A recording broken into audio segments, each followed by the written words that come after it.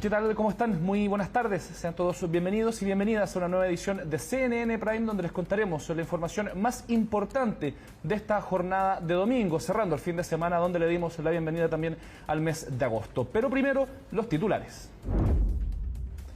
El sistema frontal que afecta a la zona centro-sur del país impactó a la región del Biobío. Los desbordes de ríos provocados por las lluvias han generado la emisión de alertas por parte de Senapred, con evacuaciones preventivas en diversos sectores.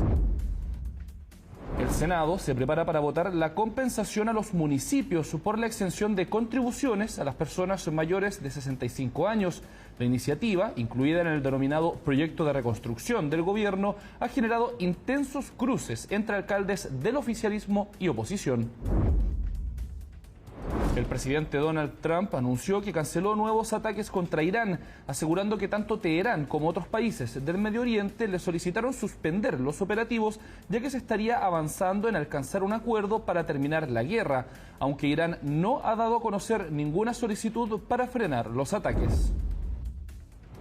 Colo-Colo ya tiene preparadas las actividades para su futuro nuevo fichaje Bociña. El jugador despegó este domingo desde Madrid con destino a Santiago. De no haber cambios de último minuto, este lunes el arquero se realizará los exámenes médicos respectivos. El sistema frontal que afecta a la zona centro-sur del país impactó también en la región del Biobío. Los desbordes de ríos provocados por las lluvias han generado la emisión de alertas por parte de Senapred, con evacuaciones preventivas en diversos sectores. A nivel nacional, el último balance oficial reporta 2 personas fallecidas en Panguipulli por la caída de un árbol, 461 damnificados, 128 albergados y más de 6.000 aislados. En infraestructura se contabilizan 17 viviendas destruidas y miles de clientes permanecen sin suministro eléctrico. Hemos tenido los 3 esteros de la comuna, han tenido problemas, se han rebalsado. Primero en Lirquén, el Barrio Chino, en La Greda y acá en este sector del centro de la comuna, en el sector de Penco, el estero Penco se rebalsó. Hacemos un llamado a los vecinos no venir acá al centro de la comuna y acá los vecinos se alertó con la retrasada respectiva para que evacúen el lugar. En estos momentos estamos trabajando con bomberos, con carabineros y volvemos a llamar a la precaución. No venir al centro de la comuna, por favor, quédense en sus casas. Muy complicado el sistema frontal que en este momento lo afecta. Estamos con alerta roja, por lo tanto quedarse en la casa solo si es de extrema urgencia salir acá, sobre todo al centro de Penco.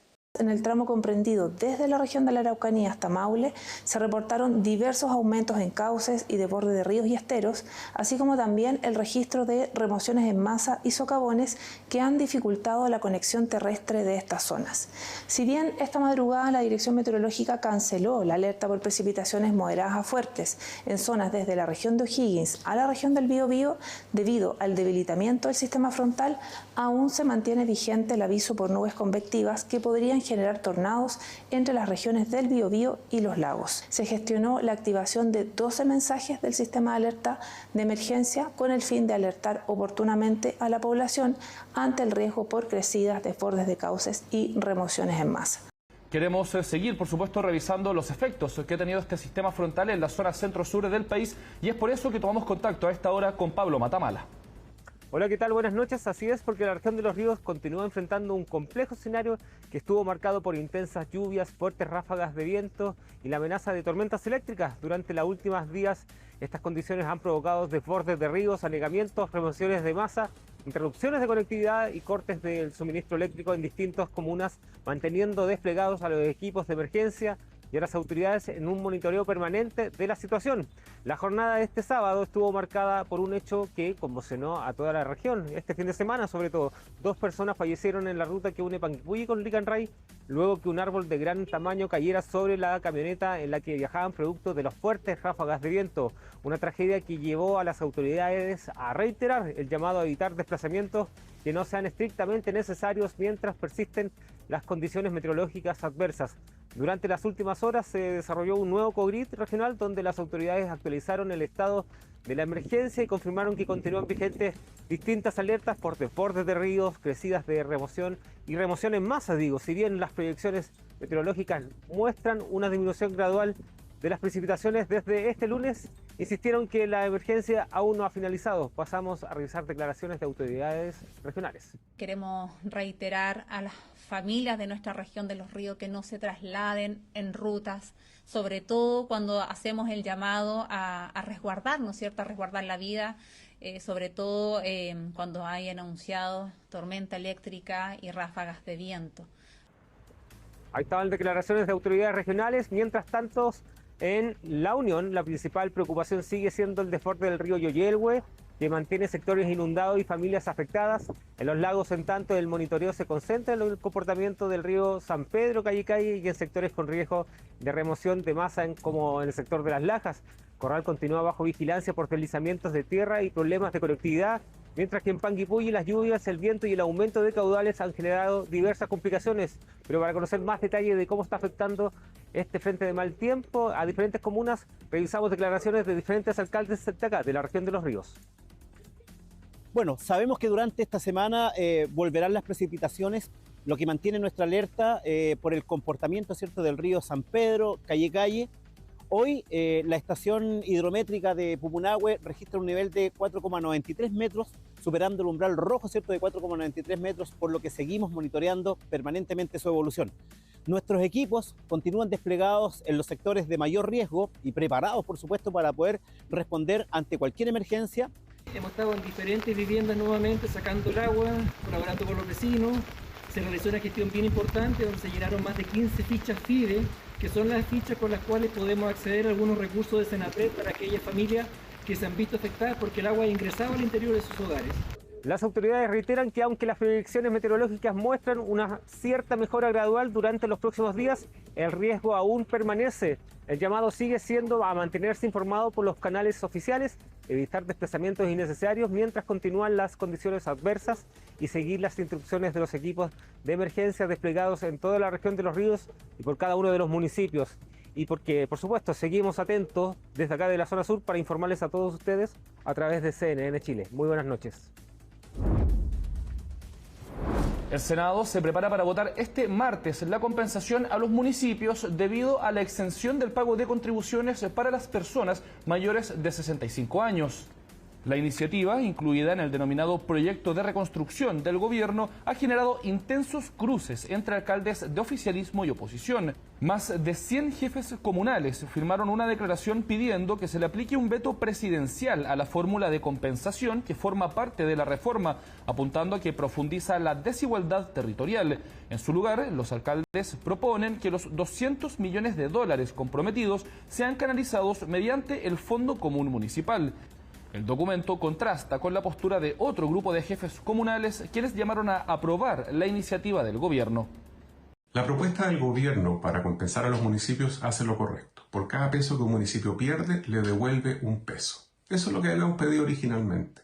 Maipú y Santiago tenemos más o menos la misma cantidad de habitantes residentes o viviendo en la comuna. Pero Santiago recibe 2,5 millones de personas todos los días que vienen a nuestros parques, al centro, a hacer trámites, a estudiar. Y lo recibimos con mucho cariño. Maipú aporta poco más de 30.000 millones al Fondo Común Municipal y recibe 75.000 millones de vuelta, más de 2 veces. Me alegra por Maipú. Mi madre, mi hermana viven en Maipú. Pero Santiago aporta 40.000 y recibe solo 10.000 de vuelta. Entonces, parece que no funciona tan bien esta maravilla que dice la izquierda del Fondo Común Municipal. Yo he sido crítico de la posición, de la manera que el gobierno propuso la compensación de los recursos en esta pasada. Creo que tanto el ministro Quiroz como los alcaldes de izquierda se han pasado por la punta en esta discusión. Uno, por proponer una solución que no es la más justa, que es regresiva y por supuesto que creo que eso no es la manera de construir políticas públicas en Chile. Y lo otro es por mezclar la discusión de compensación con redistribución, que no da lugar. En el 90% de la discusión respecto a contribuciones estuvimos en la misma parada. Pedimos que las exenciones sean focalizadas y no universal. Pedimos que se repongan los recursos a las comunas que pierden recursos por la exención de contribuciones.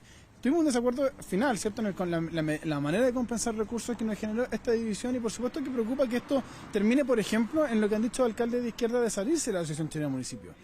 Sí, yo creo que es importante hoy día reforzar el llamado que ayer hacemos más de 100 alcaldes y alcaldesas de todo Chile, de hacerle una solicitud formal al presidente de la República de poder ingresar un veto aditivo que retire el mecanismo de compensación propuesto por el gobierno, que nos parece sumamente regresivo e injusto, toda vez que con impuestos generales pagados por vecinos de las comunas más populares de nuestro país se tenga que compensar lo que dejan de recaudar por cobro de contribuciones las comunas de más alto ingreso. Lo que levantamos es una propuesta que busca distribuir los mismos recursos, ni un peso más y ni un peso menos, pero con un criterio de justicia distinto, que es inyectar estos 200 millones de dólares al Fondo Común Municipal.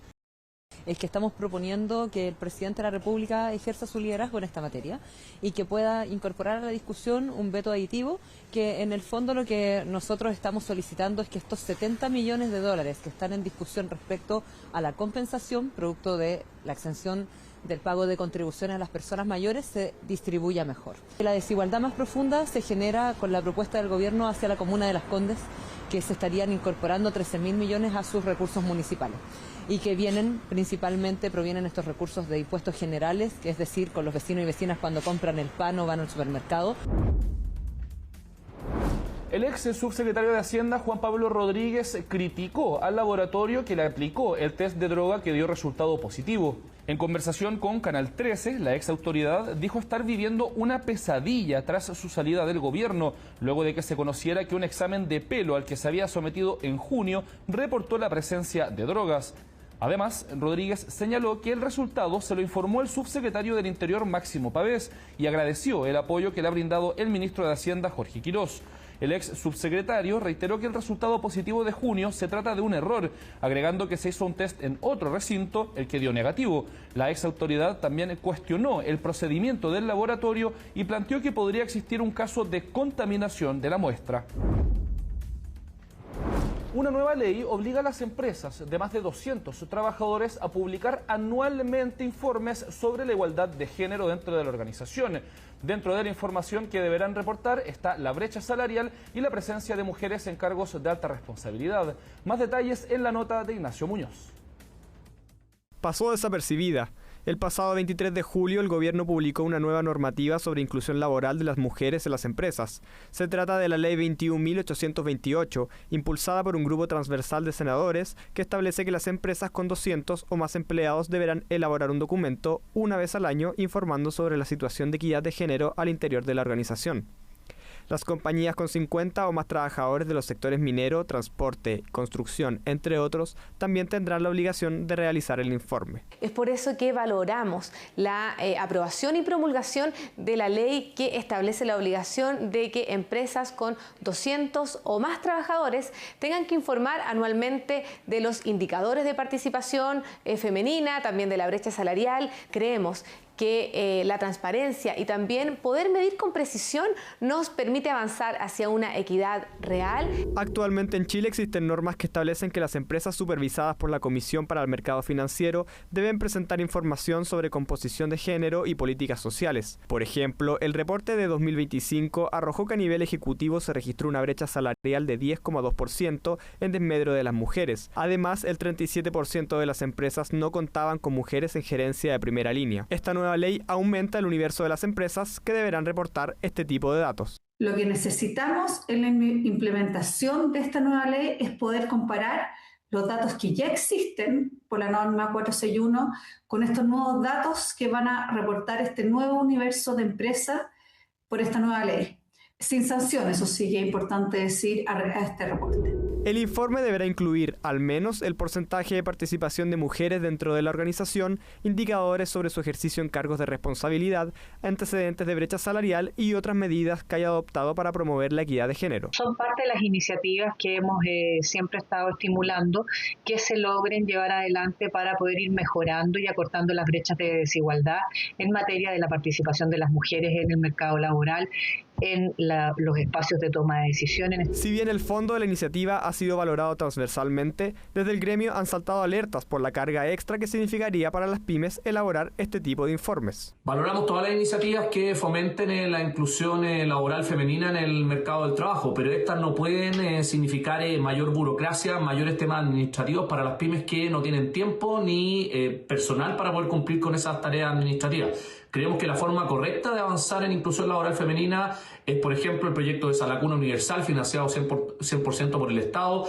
Si bien esta ley puede avanzar en la dirección correcta al visibilizar las brechas de género en las empresas, el desafío principal sigue siendo incorporar a más mujeres al mercado laboral formal. Para ello, las políticas públicas deben actuar donde realmente están las barreras, en la falta de flexibilidad, en las dificultades para compatibilizar la vida familiar y laboral. El informe deberá ser enviado en el mes de marzo de cada año a la Dirección del Trabajo, la que a su vez deberá remitirlo al Comité Interministerial para la Igualdad de Derechos y la Equidad de Género. Además, estarán disponibles en los sitios web de las empresas.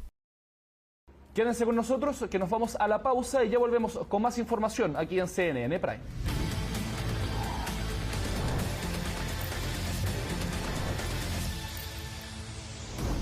Volvemos de la pausa para seguir entregándoles información en esta edición de CNN Prime y les contamos a esta hora que tras 2 años de ruptura, este jueves el gobierno confirmó la reanudación de relaciones consulares con Venezuela, un primer paso que se concretará reactivando principalmente los trámites y servicios consulares. Todos los detalles en la nota de Francisca Cárdenas.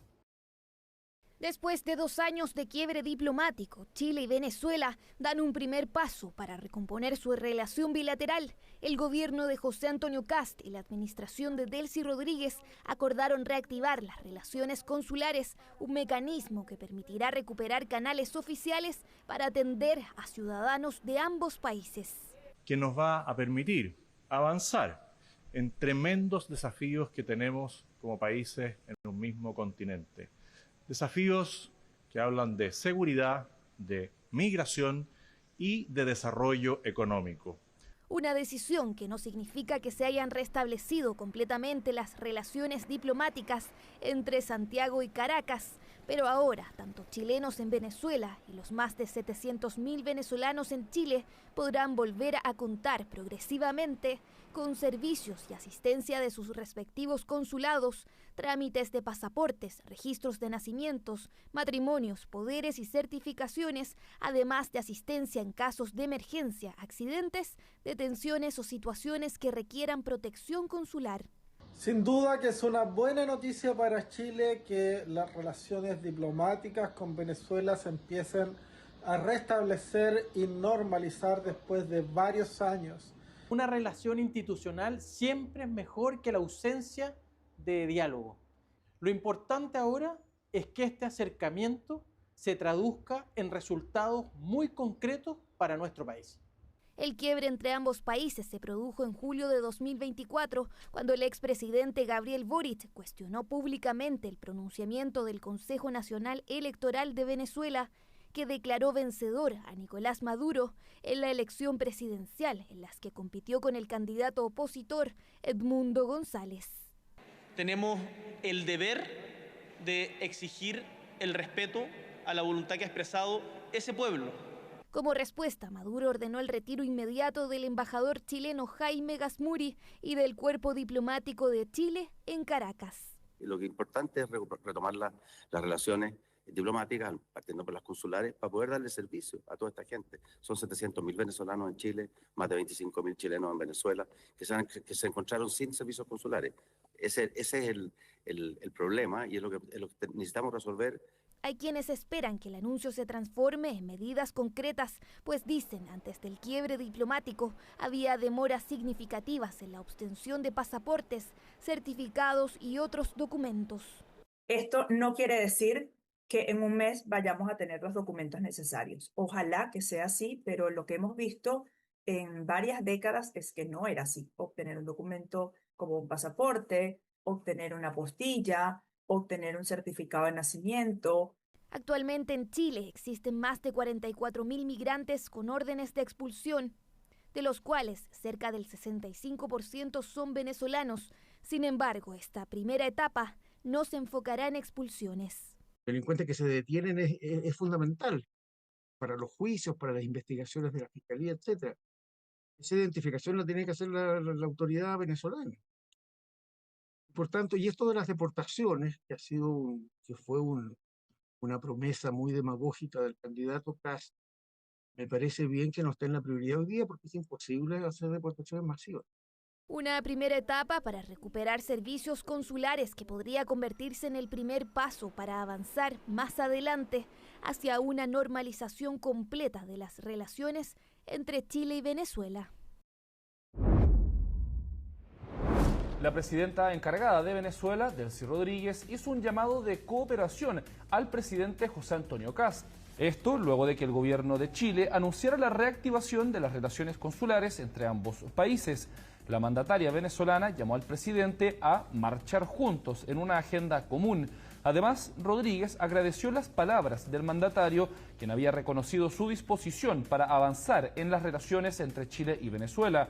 En este contexto, la Cancillería confirmó que el director general de Asuntos Consulares en el Exterior, Hernán Núñez, llegó este domingo a Caracas para concretar la reactivación de las relaciones. El quiebre del vínculo entre ambos países ocurrió en 2024, luego de que la administración del expresidente Gabriel Boric cuestionara la transparencia de las elecciones que dieron por ganador a Nicolás Maduro. El presidente Donald Trump anunció a través de sus redes sociales que canceló nuevos ataques contra Irán.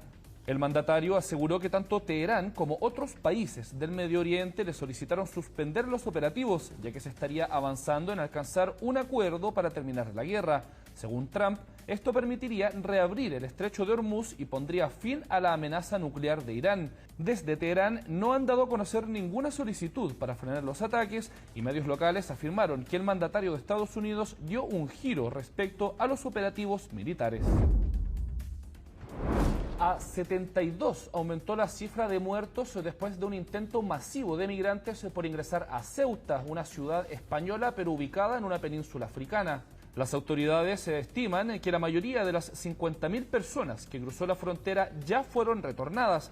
Policías y militares patrullaron la ciudad durante este domingo y aseguraron que quedaban pequeños grupos de personas deambulando. Este ingreso masivo de migrantes generó una crisis internacional para España, en donde diversos países europeos han criticado a Madrid por sus políticas favorables a la regularización de migrantes, mientras que el gobierno español acusó una actitud egoísta de algunas administraciones frente a la crisis en Ceuta.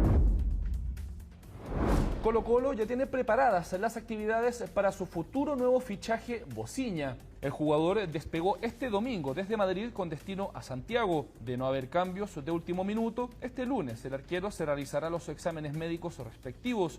Luego, el martes, tendría su primer entrenamiento con el plantel para conocer al cuerpo técnico y a sus nuevos compañeros. Más tarde, Bociña será presentado por Colo-Colo en el Estadio Monumental.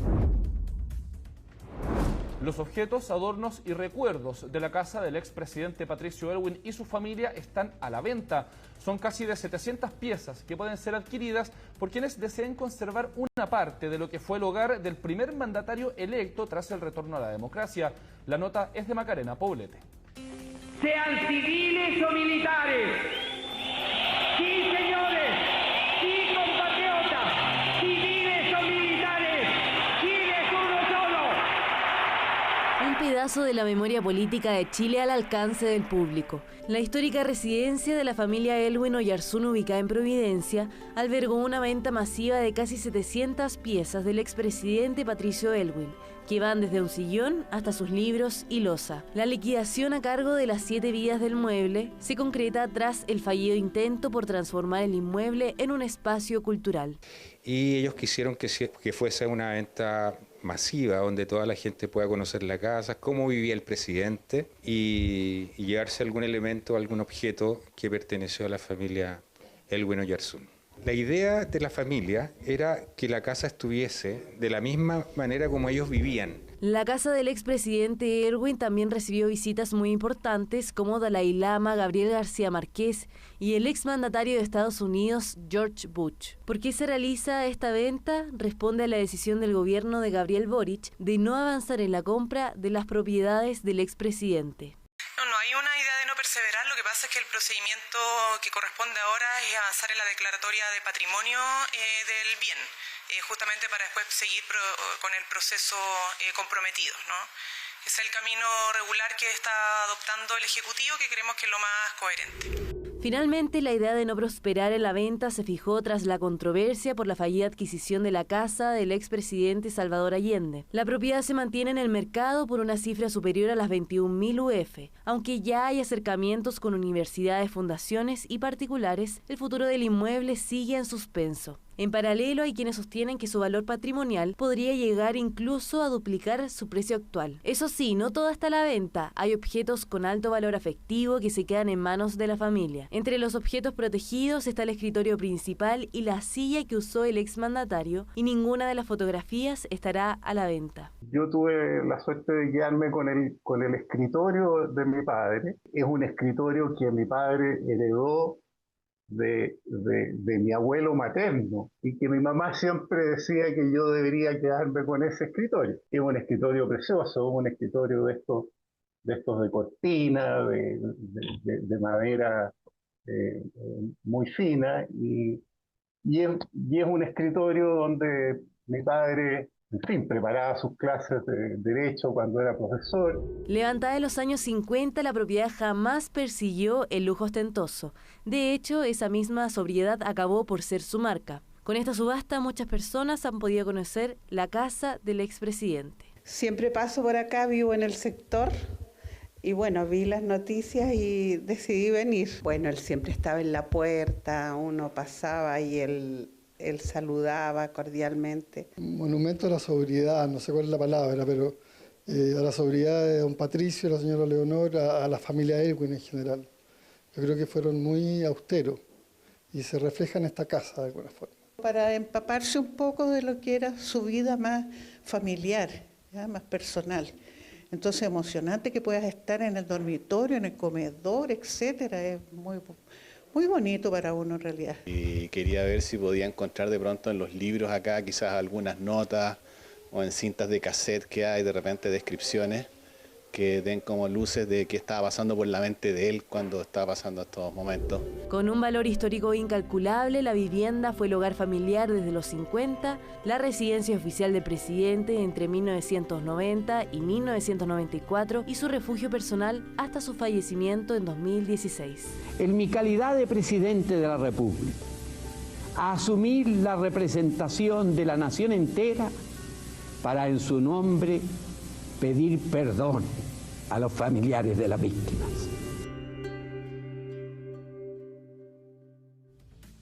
Y hasta aquí llega la revisión de las noticias para esta edición de CNN Prime. Muchas gracias por informarse con nosotros y que tengan un buen comienzo de semana.